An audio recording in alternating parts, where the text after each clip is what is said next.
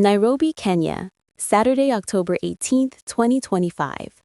The body of the late Right Honorable Raila Amolo Odinga was this morning moved to Jomo Kenyatta International Airport, JKIA, under tight security and solemn atmosphere, marking another emotional moment in Kenya's ongoing mourning period. Thousands of mourners gathered along the route leading to the airport to pay their final respects to the veteran opposition leader and statesman, whose death has plunged the nation into deep sorrow.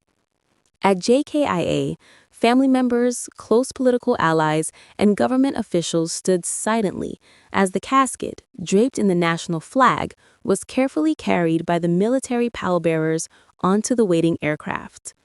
The air was heavy with grief, as chants of "Baba, Baba" filled the air from supporters who had managed to access the viewing area.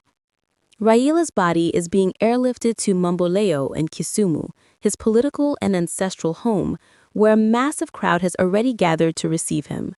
Residents in Kisumu have lined the streets, waving flags, flowers, and portraits of the late leader as they prepare for the arrival of their beloved son. Security has been heightened both in Nairobi and Kisumu as government and family representatives coordinate the transportation of the body ahead of the planned public viewing and memorial services. Raila Odinga, who dedicated his life to fighting for democracy, justice, and equality in Kenya, is expected to be laid to rest in his rural home in Bondo later this week.